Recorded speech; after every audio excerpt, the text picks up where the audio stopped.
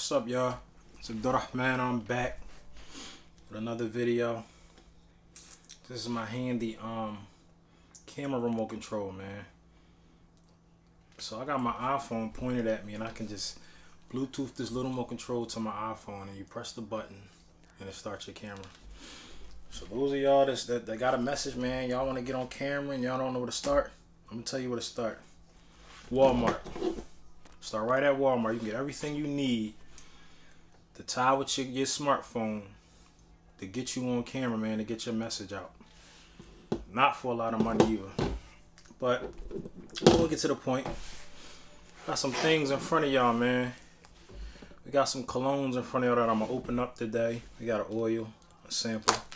I'm gonna open them up and give my opinion on them. So we have Burberry Brit, and this is like a travel pack or a sample pack. Burberry Brit. I have Burberry London. Got the traditional Burberry print on it. We have Louis Vuitton, little sample. Again, I'm gonna just give my opinion on all of them. And I got a Jimmy Choo oil that I bought downtown when I was in Center City yesterday. And so I'm gonna unbox these two, check them out, see what's going on with them, and then smell all of them and give my opinion. But these are just these things in front of me are just collateral damage, man. I guess you could say. I'm really a few videos ago I told y'all that I'm gonna show you how to make money. I'm gonna give y'all the information that I have on how to make money. Information has worked for me. And again, I'm not rich. I'm gonna stress that, man, because sometimes people get on social media, man, with these mansions and Lamborghinis and all this stuff that just seems so far-fetched.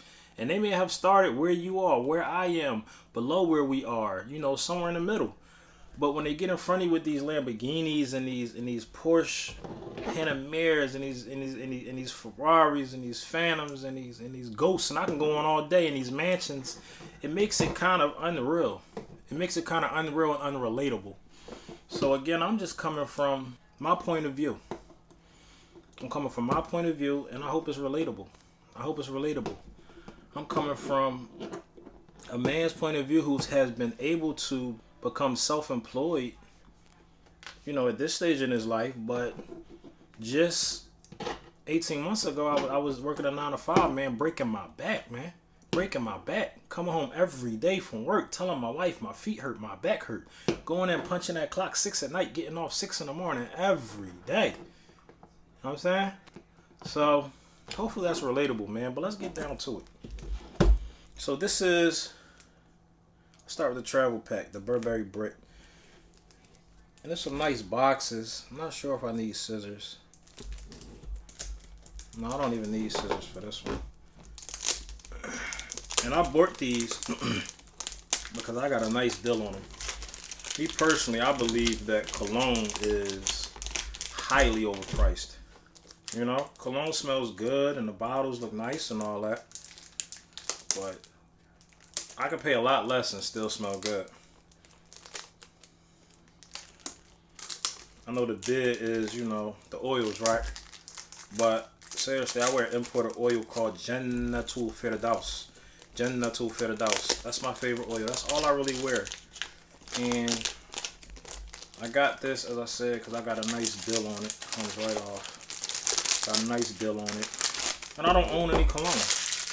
This honestly is probably the first real cologne that I've bought. Put that over there. Glad y'all can't see over there, man. It's a mess over there, man. Wow, this is nice. Top slips right off. Nice presentation. The kind of like the packaging and the label that comes off. That's not connected. And then you're hit with this 4 little boxes of different Burberry. So you have 2 Burberry rhythms. This is a Burberry rhythm. This is a Burberry rhythm. Then you have a Burberry for men and a Burberry splash. And each one is in its own box. It should be, man. Burberry charges a nice premium for their products, man. So, and I'm not against buying name brand, man. I'm not at all against buying name brand. I don't think everything has to be name brand, and everything I own is not name brand. But I believe that name brand often comes with a higher quality. You know? That's why I buy name brand. That's why I buy Nike sweatsuits instead of Hanes sweatsuits. Because I know after a few washes, them threads are going to be coming out them Hanes sweatsuits. So this is the box, man. Nice metallic box. Nice and sturdy, nice and solid. When I'm done with this, I would probably put these back in that box. This is nice. And these will probably last me a long time. Actually, I'll probably wind up giving these away. So this is the rhythm. So we have 2 Burberry rhythms. A black one and a silver one. I wonder if they're different. Burberry Brit rhythm.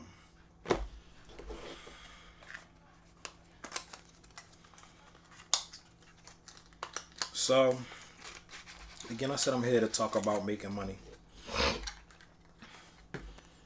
You know, everybody has a business idea. Everybody has something they want to do. I haven't met too many people who don't have, wow, look how big that box was and how small this is. That's funny, man. I didn't think it was that small. It's called an illusion. You know what I'm saying? I live in the streets, they used to have the vials or the containers and things to hold drugs in. And I wasn't a drug dealer, but from Philadelphia, from the streets of Philadelphia. So I wasn't a big drug dealer or anything like that. I'm not going to sit here and tell y'all that. But I'm from the streets of Philadelphia, and you see and learn and you're around things just growing up in the streets of Philadelphia. But they had the drugs that came in vials and containers and things like that that made it seem like it was more than it was. And that is what this is. So these are the Burberry Brits. Burberry Brit Rhythm. So everybody has an idea. Everybody has a business idea. Everybody has something they want to do, something they've been playing with, something they've even been dreaming about. But they haven't done it yet. And you ever heard the old cliche, is nothing to it but to do it? Man, this is so true. This is so true and so right. Now this is the Burberry Brit for him. I'm not going to smell them yet. I'll get them all open. Everybody has an idea that they want to do, man. And at the end of the day, man, it's nothing to it but to do it. It's nothing to it but to do it. You have people walking this earth who 90 days ago, 60 days ago, 30 days ago were unknown. They may have been on their last as far as money. They may have had $12 in their pocket. And these people today who chose to pursue an idea or who stumbled on an idea are walking around with thousands, tens and hundreds of thousands, maybe millions, man. Maybe millions. You never know, man. You may have a viral idea that people just want to support. And this is the Burberry Brit Splash. So that's the Burberrys. They nice. They're cute. Again, I got a deal on these, man. And other than that, I would never have bought these. But they're nice, man. They're nice. They're aesthetically pleasing, as people say. But it's nothing to it but to do it, man. If you have a business idea, something that's weighing on your heart, you owe it to yourself to do it.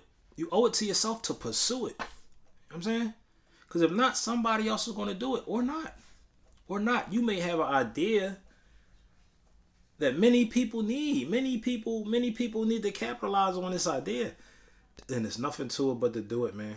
It's nothing stopping you. So the key is make your business idea legitimate. Make it legitimate. Make it something that nobody can take from you. Make it something that nobody can take from you. Nothing that the IRS can hassle you about. Nothing that licenses and inspections can say that you're not, operating properly, conducting business properly, zoning, all that, man.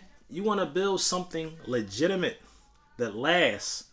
I mean, Allah knows best what happens tomorrow, but you want something that if the opportunity presents itself that you can pass on to your children. Something that you can grow to the point where you could even sell it. Some people, what they do is they build businesses up. They build businesses up to the point where they sell them to bigger businesses. Say, for instance, trucking companies. You have people, you can build a trucking company. You can build a trucking company from the ground up. You know.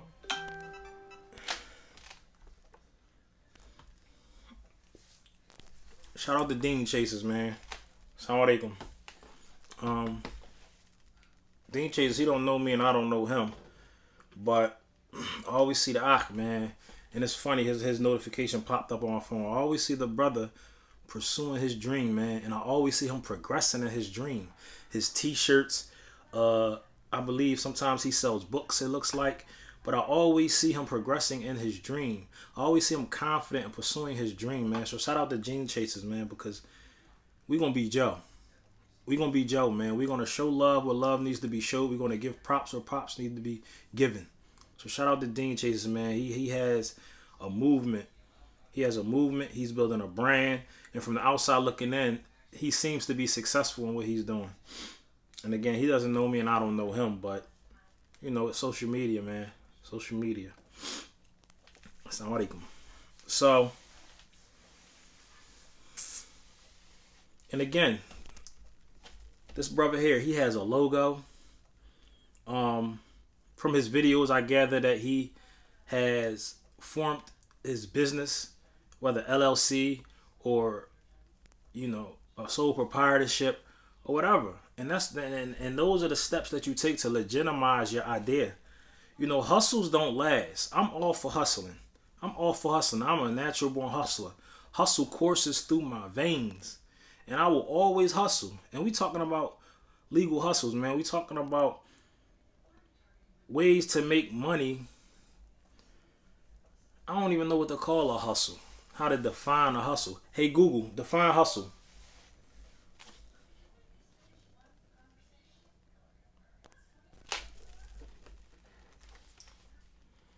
I like that. So it says busy movement and activity. I mean, that's how I picture hustle, man. That's how I picture hustle. You know how we picture hustling. We moving, we hustling, man. But you want to legitimize. You want something legitimate, man. Something that can be passed on. Something you paying taxes on. I mean, you know, taxes are a necessary evil. You know. But you want something legitimate, man. And there's certain steps that you take to build a legitimate venture. There's certain steps you take. Certain clear, calculated, spelled out, specified steps that you take to build a legitimate venture. And among those first steps is business formation. Business formation. And I love talking about business, y'all. I can talk about business all day, man. I can talk about business all day. But I say that to say I almost got sidetracked. And again, this is just the eye candy, man. That's all this is right here is the eye candy while I talk to y'all about what's really important. But the first step, man, after you got your idea and such and such, one of the first steps is business formation. You know, before you even form a business plan, you should have in mind what type of business formation that are you going to form your business in. Whether it be a LLC, a sole proprietorship, S corporation, C corporation, and so on and so forth. I mean, for many of the businesses that the people I'm talking to, you know, my family and friends, the people I know, the ideas that I've heard, then sole proprietorships and LLCs, limited liability companies, sometimes you see limited liability corporations, those are sufficient. You know, maybe even partnerships if you're coming into business with someone. But S corporations and C corporations are a little more advanced. I talked about building a business to the point where it can be purchased by another business. You know, for a venture like that, you probably want something like a S corp, I believe it is. And I don't have a lot of knowledge on S corps and C corps because I've never desired to form one. So there's no need to study one. You know, we don't gain knowledge just to have knowledge. We don't gain knowledge just to say we have knowledge. We gain knowledge to act upon. Ooh, this is nice. This is nice. That stopped me in my tracks. This is nice, man. They kind of went all out on this one. So this is the Burberry brick. This may be the flagship, man. This joint come with a little Burberry jacket on it. Can y'all see it? It's like a little Burberry jacket. It's cloth. This joint got the I don't even own a Burberry jacket. My doggone cologne got a Burberry jacket on. Does it come off? It doesn't seem like I want to come off, so I'm gonna leave it on. But this is the Burberry brick. Yeah, so we seek knowledge to act upon it, man. So I don't know too much about S corporations and C corporations.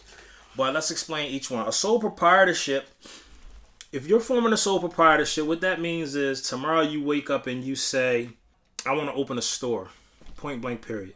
You got a storefront in mind. You've talked to the landlord. You have a product. You want to sell clothes. You want to sell shoes. You want to sell electronics. So you open in your store. And you just open your store. I mean, you get your necessary licenses, your necessary business licenses. You make sure you're building a zone for the type of retail establishment that you want to put inside this storefront. You know, you get all your necessary, your tax ID number, your reseller certificate. Reseller certificate allows you to accept taxes. In Pennsylvania, I think the tax is 6%.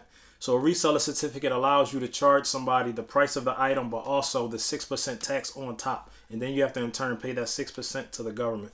So that's a sole proprietorship. You wake up tomorrow and you want to open a business. Boom, you can just open a business, get all your necessary licenses, and operate as a sole proprietorship.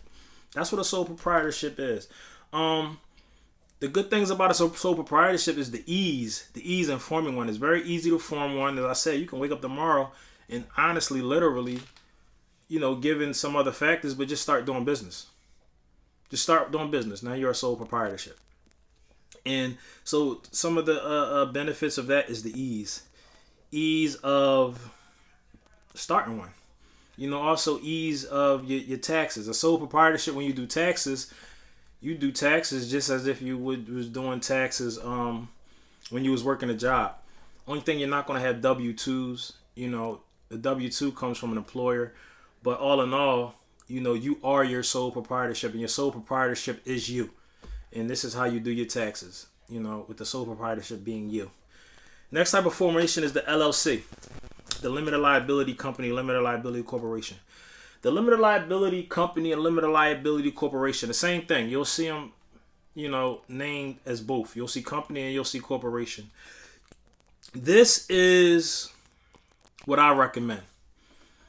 If you have a business, you have a storefront idea, you have a lemonade stand, you have a smoothie bar, you have a restaurant, whether it's takeout, sit down, whatever. I recommend LLCs, man. I recommend LLCs. There are people in this world who live and die by LLCs. You know, this video is not really to delve into that, but LLCs can own property. LLC can own a house, and you yourself can live in it. So I recommend everybody, if you have an idea, something you want to do, I recommend personally a LLC. And again, man, you got to do your own research. But what an LLC does is when you form an LLC, you are creating an entity separate from yourself. When you form an LLC, you are creating an entity separate from yourself. So I have an LLC, and that entity is separate from me, meaning now, when I file taxes, I have to file my own taxes, but I also have to file separate taxes for my LLC because my LLC is an entity. My LLC has what's called an EIN, an employer identification number, a federal tax ID, aka. And that is almost like a social security number. That is like a business's social security number. And so some of the benefits of the LLC are liability protection. So again, an LLC is an entity separate from you. So if you're operating your business, your LLC, your smoothie bar, and somebody slips and falls inside of your smoothie bar because one of your employees didn't mop up the water correctly, or somebody check chasing and they slip and fall, now they can sue your business, but it stops there. It stops there. They cannot come and attack your personal assets. They cannot come and attack and try to take your house that you paid for. They cannot come and try to take your car that you paid for. They can't come and take your money that's in your bank account that's your personal money. They can only pursue assets of the LLC. They can only pursue assets of the LLC. And, that gets sticky because if you form an LLC, you have to operate as an LLC. You got your business bank account and you got your check debit card. You can't be in McDonald's swiping your check debit card to your business and just pumping. I mean, you can get gas. It can be a business expense, but you don't want to just be pumping your leisure gas for your car. On Fashion Nova ladies, on Foot Locker fellas using this card, because now what that's called is you're kind of muddying the waters. A LLC is a separate entity outside of you, but if you operating as if you're the same, and a legal situation comes your way, someone can argue that this LLC is actually him. He did not operate separately from his LLC, so now I do want to come get his house. Now I do want to come get his car. Lawyers, and this is called piercing the corporate veil. This is called overstepping the LLC to now come for what you got. It's when somebody wants to sue you. So if you have an LLC, you have to operate as an LLC. And the best way to do that is if you have an LLC to pay yourself. Pay yourself a wage. Decide what you want to pay yourself and begin paying yourself that. And then decide what you want to retain in the business. My light went off. I don't know why. But y'all can still see me. Yeah, y'all can still see me.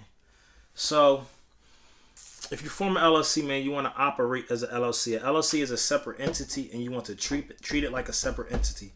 You don't want to just be making this money from your LLC and just mixing it all together. You don't know if this money came from your LLC, this money came from here. It's all mixing together. It's all in the same business. It's all in the same bank account. You running, swiping real fast, pulling $10 out at a time, $20 out at a time at the ATM. No, that can get you in trouble later on. So those are the two type of business formations that most likely, you will want to form. So once you decide on that, man, you gotta begin putting stuff on paper, even before that. But you want to start putting things on paper, man. You want to form a business plan. And you can find anywhere the basics of a business plan. Some of the basic parts of a business plan include a mission statement, an executive summary, a marketing plan, a financial statement, all of that. What is it called? A SWOT analysis. A SWOT analysis, SWOT, identifies strengths, weaknesses, opportunities, and threats. And this is a crucial part of a business plan.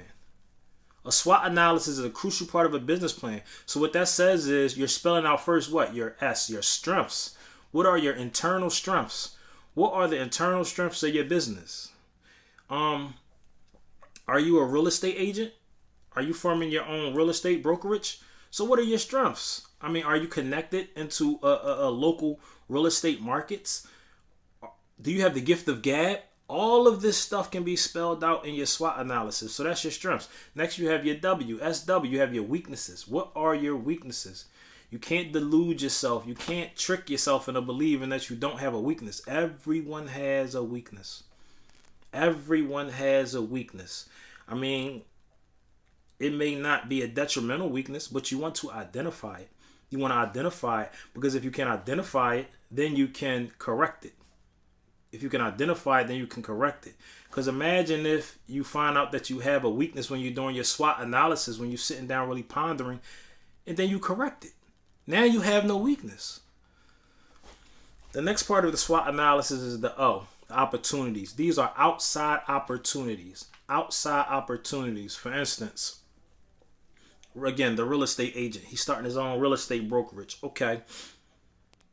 Outside opportunities. With all this government money going around now, all this, all these CARES Acts and all these, what is it called? These things where people didn't have to, these deferments. People are saying that soon, right now it's about a seller's market.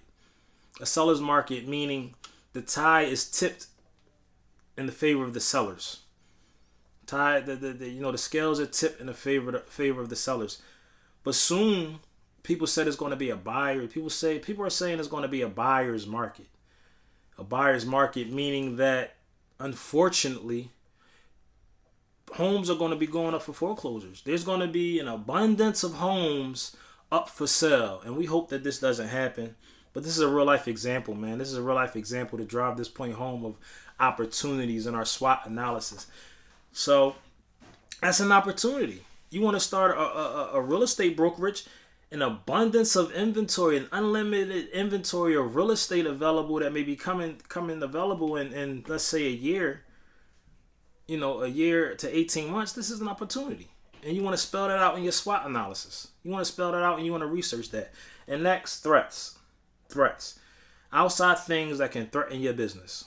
Outside things that can threaten your business. You're a real estate broker, so let's think of some threats. And I'm going off the top of the head, man. Let's think of some threats that could affect a real estate broker. Maybe in an area that you operate, a college is being built, or a college is expanding, and they're buying up all the real estate. I don't know if this is realistic. I'm not much of a real estate guy. But say the college is buying up all of the real estate, and once these colleges get this real estate, man, they don't let it go. So that may be a potential threat, man. But that's the SWOT analysis: strengths, weaknesses, opportunities, threats. Strengths and weaknesses are internal. Opportunities or threats are external. But man, you gotta put something on paper. These are the differences between a hustle and a legitimate venture.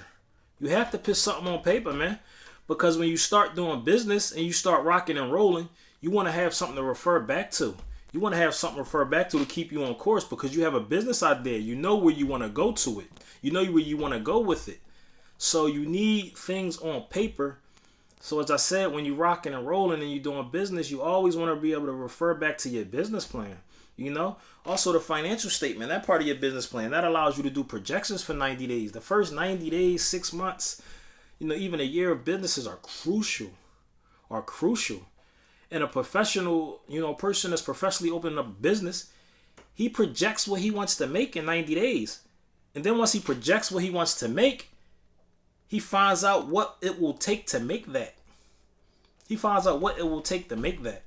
So these things are important, man, in your business plan, man, because they are the difference between a hustle and a legitimate venture, man. You may have a good idea, man. You may have a good idea. You may have $1 million, $1 billion idea. Why not? So don't sell yourself short by treating it like a hustle. Don't sell yourself short by treating it like a hustle, man. Treat it like a business. So let's start smelling some of these Burberrys, man. I don't want to be just spraying this stuff all over, man. I don't have no allergies. Oh, these is good. Okay, so these are not. I thought they were little sprays, but they're not. That's good. I can just smell them.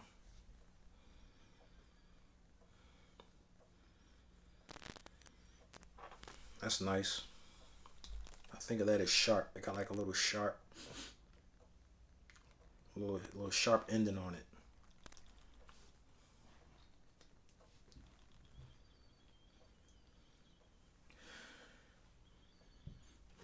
This one right here, this is the Burberry Rhythm. The first one was the Burberry Brit Rhythm. This is also the Burberry Brit Rhythm, but they're different. This one is more of like a sweet, almost fruity, but not quite. So this one has like a sharpness to it. Hits you on the end of the whiff. This one is kind of fruity. This Burberry Brit for Men.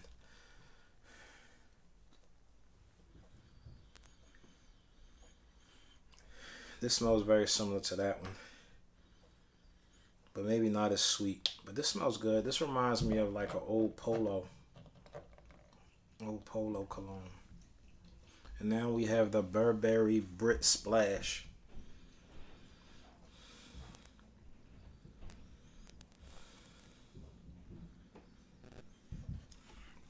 See, all these are Burberry Brits, and they smell very similar.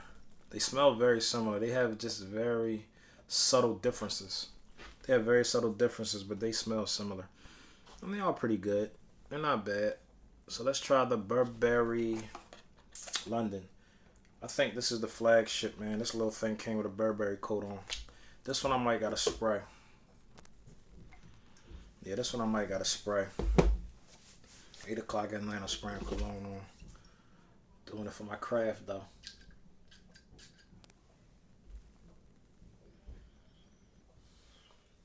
Still smell that alcohol. That's the thing about colognes, man. They got that alcohol.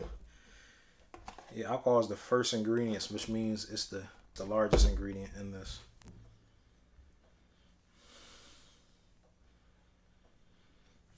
That's nice, man. I'm not really impressed by Burberry, though. Okay? I'm not really impressed, man. So these might end up as gifts. And this is the Jimmy Choo. This is just to draw the comparison. Now, I paid $10 for this, man. $10. Downtown Philadelphia yesterday, man. $10. Boy caught me coming right out the car, man. He caught me at a good time. I'm going to smell this Jimmy Choo. Look at that. Y'all going to laugh, man. But this Jimmy Choo jump out the bottom more than these. But they say some of these colognes are subtle and you have to be up on somebody to smell it. And that's supposed to be a good quality of a cologne. That it's not loud, it's not overpowering and offensive, that you have to be up on somebody to smell it. But, you know, put less of this on. It's $10. Then you got the Louis Vuitton. They gave me this. They gave me a few of these. They threw a few of these in the box when I bought a bag. Never opened it. You know, just using it for tonight.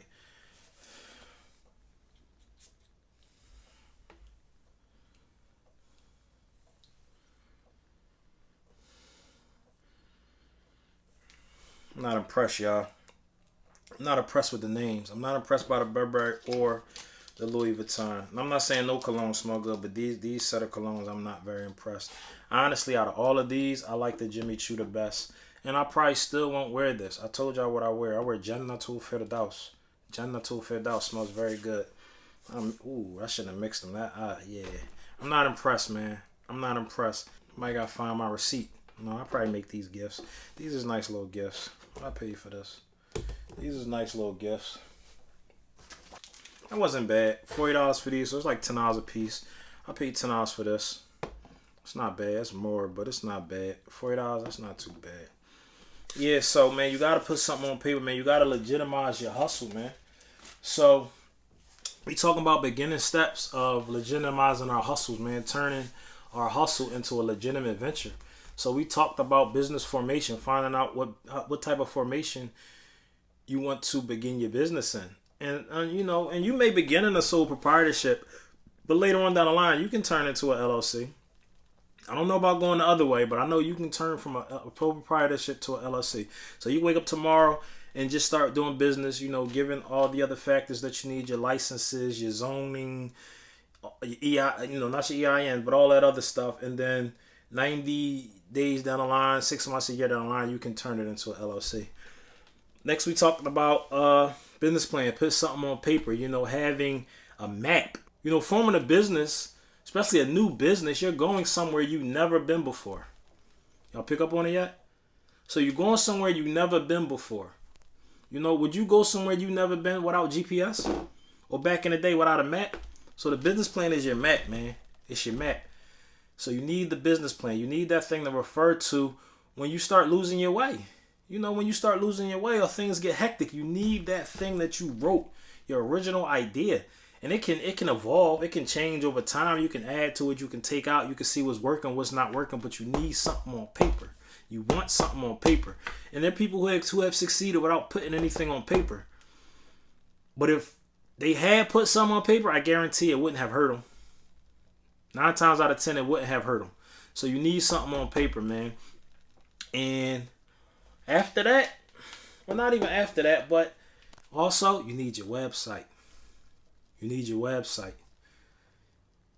There's not too many businesses today that I can think of that absolutely should not have a website. Most businesses today, 99.999% of them should have a website. Whether your website is informational or you can actually shop on your website.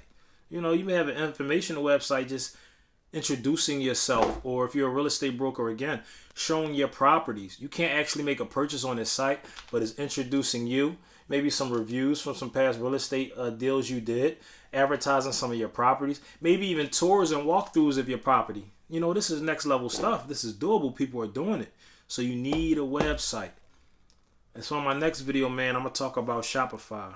I've been working with Shopify, and I like Shopify. So one of my next videos, man, I'm gonna try to always have something to open up and unbox just to give the people something to look at, keep the people interested. But I'm gonna talk about Shopify next time, man, and I have something else to open up in front of y'all. Inshallah. Okay.